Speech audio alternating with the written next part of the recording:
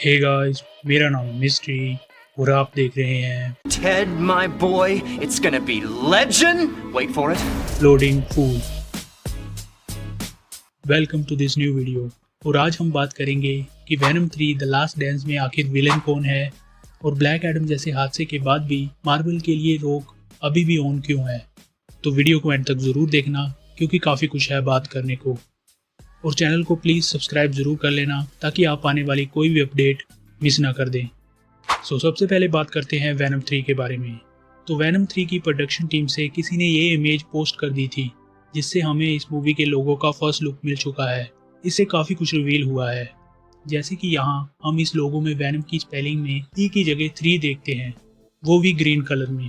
और यहाँ कैप पर भी हम वेनम के ऊपर बने क्लोज देखते हैं जो ऑल्सो ग्रीन कलर के हैं, जिससे हम ये अंदाज़ा लगा सकते हैं कि इसमें हमें एक नया सिम्बियट देखने को मिलेगा। लेट्स नॉट फॉरगेट कि सेकंड मूवी के फिनाले में हमें दिखाया गया था कि एक पुलिसमैन के अंदर कार्नेज का सन जिसका नाम टॉक्सिन होगा वो सिम्बियट घुस गया था।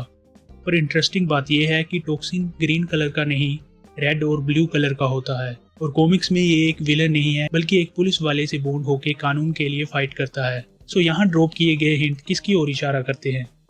शायद ये कॉमिक्स से एक अनदर सिम्बियट होगा जिसका नाम है लैशर, क्योंकि ये ग्रीन कलर का होता है और काफी डेंजरस है। इस सिम्बियट का ओरिजिन भी काफी अलग है क्योंकि अकॉर्डिंग टू कॉमिक्स ये नेचुरल सिम्बियट नहीं बल्कि आर्टिफिशियल होता है और इसे लाइफ फाउंडेशन बनाती है। इन द कॉमिक्स ये फाउंडेशन वेनम को किडनैप करके एक पावरफुल मिलिट्री फोर्सेस बनाने वाली होती है, जिसके बाद वो ऐसा करते भी हैं और 5 सिम्बियट्स बना देते हैं जिनका यूज स्पाइडरमैन और खुद वेनम से लड़ने के लिए किया जाता है। और इसके अलावा यूनाइटेड स्टेट की सिक्योरिटी में भी इनसे काम लिया जाता है, जिनमें लैशर भी होता है।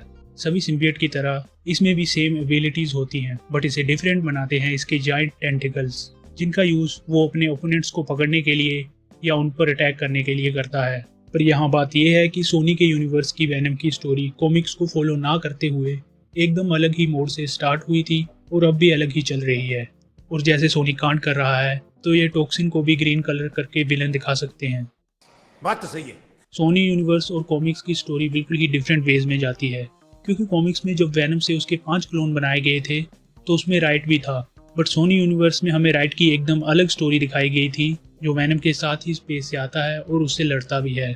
लेकिन वेनम की कास्ट में 2 और नाम जोड़े गए थे जो थे जूनो टेम्पल एंड च्युइट और मेरी सांस जा रही है। अब तेरी बहू भी जाएगी। अरे वही डॉक्टर स्ट्रेंज वाला मोडो। इन एक्टर्स के बारे में ये तो नहीं बताया गया कि वो कौन सा रोल प्ले करेंगे, बट इस दिखाए गए लोगों ने ये इंटरेस्टिंग डिटेल तो दे दी है। अगर लैशर को दिखाया जाता है तो उसके साथ ये 4 सिम्बियट भी दिखाए जाएंगे, जिनमें से ये दोनों एक्टर किसी को प्ले कर सकते हैं। आगे बात करते हैं रॉक के बारे में। तो रॉक भैया फिर से सुर्खियों में हैं, लेकिन इस बार बोतल में मूतने और लेट लतीफ होने के लिए नहीं, बल्कि बात यह है कि शायद वो मार्वल में एंट्री मारने वाले हैं।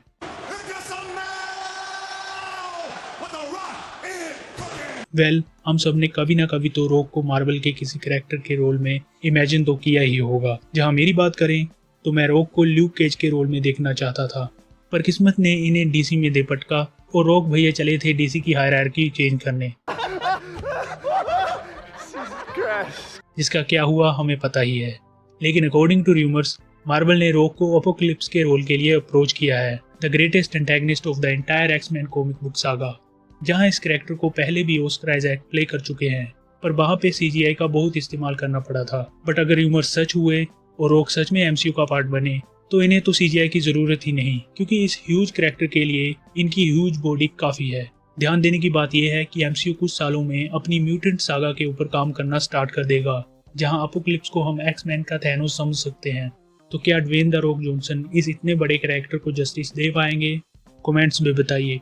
Moving on to next one, तो लॉर्ड ऑफ द रिंग्स की कई सालों बाद एक नई मूवी की अनाउंसमेंट की गई है जिसका नाम है हंट फॉर गोलम, और इसे डायरेक्ट करेंगे एंडी सर्किस, जो पीटर जैक्सन की मूवीज में इस कैरेक्टर को निभा भी चुके हैं। मूवी के नाम से हम पता लगा सकते हैं कि इसमें गोलम को हंट किया जाएगा। ये मूवी वार्नर ब्रोस के अंडर ही बनेगी, जिसके लिए जैसलोव अंकल ने हरी झंडी दे दी है, जैसा कि उन्होंने कहा ही था कि वो सिर्फ बड़ी चीजों पे पैसा लगाएंगे। उम्मीद है कि नॉस्टैल्जिया फैक्टर इस मूवी के लिए अच्छा काम करे। लगभग 2 साल हो गए हैं, ना तो मैट रिव्स के बैटमैन का और ना ही डीसीयू के बैटमैन का कुछ पता चला है, बट फाइनली इनकी नहीं बल्कि डीसी की अपकमिंग बैटमैन एनिमेटेड सीरीज से कुछ इमेजेस सामने आई हैं। इंटरेस्टिंग बात यह है कि इसे वही क्रिएटर्स बना रहे हैं जिन्होंने 90s की आइकॉनिक बैटमैन सीरीज बनाई थी। इन इमेजेस को देखकर हम कह सकते हैं कि क्वालिटी कमाल की होने वाली है। और कमाल की बात यह है कि पहले ये HBO Max पे आने वाली थी, पर इसे देखने के बाद HBO Max पे इसे डालने से मना कर दिया गया था, क्योंकि उन्हें लगा कि कौन ही इसे देखेगा। इसके बाद अब ये Amazon Prime वीडियो पे आएगी और इसकी क्वालिटी जैसी पिक्चर्स में दिखाई दे रही है, तो शायद ये बैटमैन के लिए नेक्स्ट बिग थिंग हो सकती है। तो जैसे जैसे इन्फिनिटी सागा से मार्वल को पॉपुलैरिटी मिली थी, वैसे ही अब कई मुश्किलों का सामना भी करना पड़ा है। पिछली कुछ मूवीज़ का बुरा हाल रहा है, ना तो क्रिटिक्स और ना ही ऑडियंस ने इनमें कुछ इंटरेस्ट दिखाया। सीरीज़ की बात तो छोड़ ही दो, बट अब बॉब वाइगर की क्वालिटी ओवर क्वांटिटी वाली स्कीम अपना जोर पकड़ने वाली है, क्योंकि मार्वल अपने आने वाले कुछ पाप करने से पहले ही खत्म कर देगा। जिनमें सबसे पहले ये न्यूज़ आ रही है कि आर्मर वॉर्स, जो कि पहले एक सीरीज होने वाली थी और बाद में इसे मूवी फॉर्मेट में बनाने की खबरें आई, तो इसे कैंसिल कर दिया जाएगा। इसमें हमें वॉर मशीन और आयरन हार्ट नजर आने वाले थे, बट जब हमने इन दोनों कैरेक्टर्स को लास्ट बार देखा था तो ये ऑडियंस पर अपनी छाप छोड़ने में नाकामयाब रहे थे। इतनी ही नहीं, आयरन हार्ट की स्टैंड अलोन सीरीज जो डिज्नी प्लस पे आने वाली थी, उसके कैंसिल होने की न्यूज़ भी आ रही है। मार्वल अपनी मूवी के लीक्स को लेकर भी काफ़ी ध्यान देने वाला है, क्योंकि हम जानते ही हैं कि मार्वल की मूवीज़ को आने से पहले कुछ तो लीक से और कुछ इनके टीवी स्पोर्ट से ऑडियंस पहले ही गैस कर लेती है कि पर्टिकुलर सीन में क्या होगा, जिससे थिएटर में जो सरप्राइज फैक्टर होता है वो नहीं मिलता। सो इन लीकर से बचने के लिए मार्वल कुछ बड़े स्टेप्स लेने वाला है। And that's it. उम्मीद है कि आपको मेरी ये बकर पसंद आई होगी, तो प्लीज़ इसे लाइक ज़रूर कर देना और अपने दोस्तों के साथ शेयर भी ज़रूर कर देना। और मैं ऐसे ही मूवी अपडेट्स और सुपर हीरो न्यूज़ पे अपने चैनल पर वीडियोस डालता रहता हूँ, तो make sure to subscribe my channel and be a part of this journey. Until next time. Dairy! Legendary!